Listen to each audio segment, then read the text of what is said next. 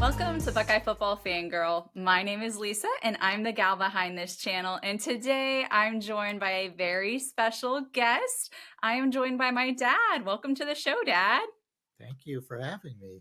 I love doing this show with you. It's kind of become a little bit of a tradition. We jump on here right before the game and we chat some Buckeye football. We talk about what we might see during the game. We talk about the tradition of the game because I learned all my Buckeye traditions from this man right here. I am a Buckeye fan because of his fandom and really because of your dad's fandom as well. So, my grandpa's fandom. So we are rolling into the game this week, and it is a big one, especially after that Indiana win that we had last week. I know we're all on a high after that win. That win was incredible. It was amazing. Maybe let's start out and talk a little bit about that. What were your thoughts of the Indiana win so far? I thought Indiana was overrated from the start, so I wasn't surprised. Okay. I don't know. There were a couple times during the game where, especially in the beginning when the Buckeyes had the slow start, it was kind of like, are they going to be able to do it? What's going on here? But I was a little rowdy and noisy on the sofa beside you as we were watching that together. We watched them just put on a show for us in that second half. My goodness, was that an exciting second half. What were your thoughts overall of what we saw from the team, the offense, the defense? You can talk about anything that you want. Well, the defense finally started putting pressure on the quarterback instead of letting him sit back there and have all day to throw, and that seemed to be the big difference. That pressure, my goodness, when they get that pressure there with JT, with Jack, with, oh man, Simon was back there a couple of times. It's incredible. My goodness. I love seeing the pressure that they have really stepped up to get that quarterback uncomfortable, get him out of his comfort zone. I've definitely been excited about what we've seen with that so far, not just with Indiana, but when I think about some of the games we have coming up, like that rematch with Oregon, I know that was a big thing. The defense hardly got any pressure, if they even got any pressure on him during that Oregon game. But I'm getting a little bit off topic, but I'm very excited for the games that we have coming up, obviously. I'm very excited with what we're seeing with Buckeye football. What are your thoughts on the Buckeye team as a whole? Well, you were talking about games.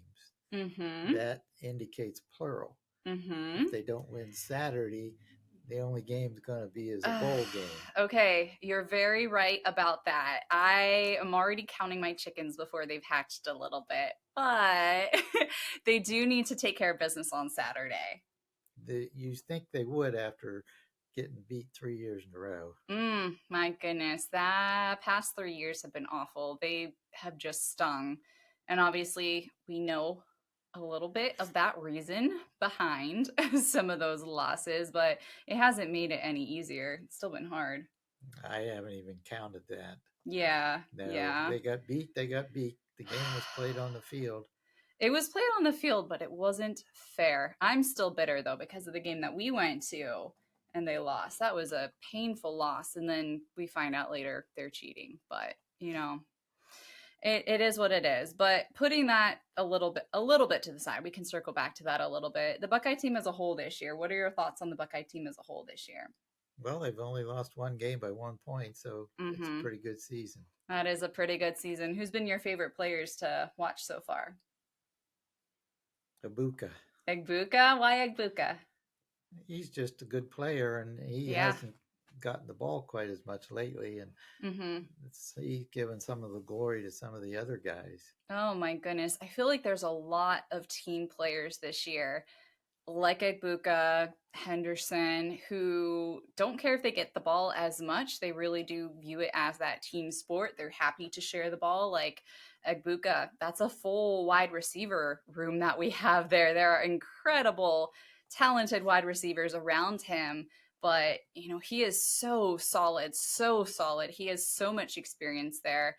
He's been one of my favorite players to watch play this year as well. And I'm really rooting for him to break those records in the record book because he's getting really close with some of them. I saw he's in third place, I think, for total catches overall. Passed up Chris Olave this past weekend. So, I don't know. I'm always a fan when they get the ball to him. How about on defense? Who's your favorite defensive player to watch this year? I don't really have one. Okay. Okay.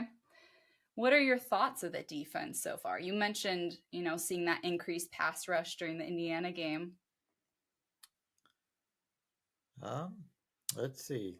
My thoughts are that they're slightly overrated. Overrated. Maybe we've seen some underperformance there in some of the games. Well, maybe it's not underperformance. Maybe it's overrated.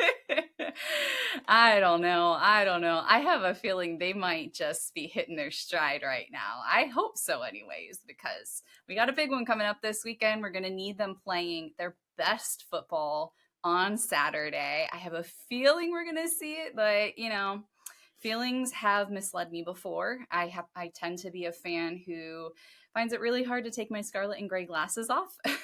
I'm pretty much, pro Buckeye everything. Obviously, they're the best team in the universe, and the team we're playing this coming weekend is just, no, they're not good at all, ever, at anything. That's how I see them anyways. Did I get that from you? I don't know where you got that from. I don't know. Maybe a combination of just learning about this rivalry from you, getting to enjoy past rivalry games, watching those together, watching them in person at the shoe. Yeah, it's incredible. So, where did you learn about the rivalry from? Was that from your dad or? It's from my dad. Okay. Yeah. Okay. And what did he teach you about the rivalry? He just watched the games. I don't know that he was ever very vocal about it. Okay. Because I remember my biggest takeaway from you about this rivalry is you always got to throw the record book out the window. Well, that's what's going to happen this weekend. Mm-hmm. Ohio State thinks they've got the game in their back pocket, but this game is all on emotion. Whew, yes. And who comes in with the better emotional frame of mind is the team that's probably going to win. I have been impressed because there have been several moments where key players on this team had the opportunity, if they wanted to get emotional and get in a fight with the other team, it could have happened. And so far, they've been restrained. Obviously, TTUN is a different beast when it comes to stuff like that. So who knows what it's going to look like. I know there's a lot of pent up frustration, I can imagine, from the players just knowing about the past 3 years. There's a lot of just genuine desire to be here for this game. A lot of the seniors who could have gone on to the NFL came back for this game. That's one of the things. Obviously, ultimately, I think they want the national championship, but this game is a huge deciding factor. And coming back and beating that team up north, getting those gold pants, having that win on their record against the team up north, I know that's going to be huge for them. So yeah, that's my biggest takeaway that I think I learned from you about this rivalry. Throw the record book out the window. It doesn't matter when you get to rivalry week, because you never know what's going to happen. Coach Earl Bruce. Coach Earl Bruce. Did you remember him? Well, not really. All right. What were the years that he coached again? The early, I guess he started in 78 when Woody Hayes got fired, and he coached about 10 years. Okay. And the Ohio State had average year his last year, and he got fired. Okay. But he still had the Michigan game to play, and they went into Michigan highly underrated. Michigan was the better team by far. And what happened? Did they win? They won. Ooh!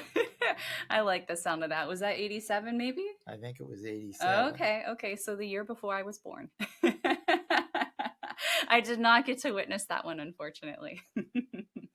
But, oh, man. Is that one of the more memorable rivalry games? Are there any other ones that come to mind? That's one I can remember. There's a whole slew of ones that occurred after that. The next 10 years or so with Cooper.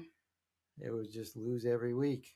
or not every week, but lose every year. Because he never really understood the rivalry. No, he was hired because he beat the Big Ten in the Rose Bowl. Mm-hmm. He either coached Arizona or Arizona State, and they thought, oh, this will be a guy that can win the Rose Bowl for us, because that was the biggie back then. It wasn't national championship. It wasn't going to the playoffs. It was go to the Rose Bowl and win it. And the Big Ten kept going to California and losing 2 out of every 3 years. And so they figured, oh, we got a prize here. We'll get Cooper, and he'll learn how to win the Rose Bowl for us. But the trouble is, he hardly ever got there. Oh, man. Yeah, such a disappointment. Yeah, and I know there's been the talk that because Ryan Day is not from Ohio, he doesn't fully understand the rivalry. There has also been a lot of talk recently that he has been working more with Jim Tressel. And I think some of what Tress has been working on, not only special teams, which we saw a huge improvement in that over the past couple games, that Caleb Downs punt return, my goodness, that was incredible. I was screaming my head off when that was happening on the sofa. But I think he's also been looking to see what he can do different in this rivalry game, to understand it more. There was a quote by him in one of his press conferences, I believe, this week that made fans kind of stop and say, wow, we think he actually gets it. So, well, Tressel got it. Oh my goodness, Tressel absolutely got it. That was his promise when he was hired, right? He got that game, and he delivered on his promise. He did. He knew how important it was for the fans of the Buckeyes, for the people in Ohio. So important. But yeah, so it's going to be a big one this year. There's high stakes, obviously, for Ohio State's implication for the playoffs, for playing for the Big Ten championship. It's going to be a big one, guys. It's going to be an exciting one. What are you looking forward to most about the game this year? I want to win a Big Ten championship. Oh, it's been and you got to win this game to get there. One game at a time. This weekend is that first step to getting there again.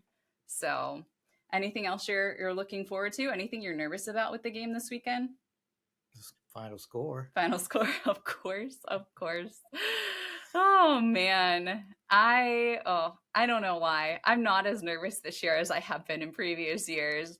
Maybe that's a little bit of overconfidence speaking here. Maybe it's just I'm really feeling this team over the past couple of weeks, seeing the improvement that we've seen. Allegedly, some of the teams haven't been the best, but Indiana, they were undefeated for a reason, and they you thought they were overrated. I think they were undefeated for a reason, and they're still a very good team there based on, their record. However, this weekend, it's going to be quite a showdown, quite a test. It's going to be a good one. Do you have any game day traditions you're going to celebrate before the game? Not really. Just turn on the TV, sit down, watch that game, and cheer on the Buckeyes. Well, whatever you guys are doing for the game, I hope that it is amazing. I hope you are really getting pumped up for this one. I hope that you take the chance to just soak this game up. This is the final guaranteed regular game of the season before we get into championship games, before we even look or talk about playoffs. So definitely soak this up. This Buckeye team has been incredible. These players are incredible. They play with such incredible heart, selflessness. The leadership on this team has been incredible to witness. There's so many seniors that came back that could have gone to the NFL, and they could be playing on Sundays or, Thursdays or whenever else the NFL plays their games. But they came back. They came back for a reason. And one of those reasons is to play in this game and to win this game. So it's going to be an incredible chance to watch these Buckeyes on the field again. So soak it up, whoever you're watching it with.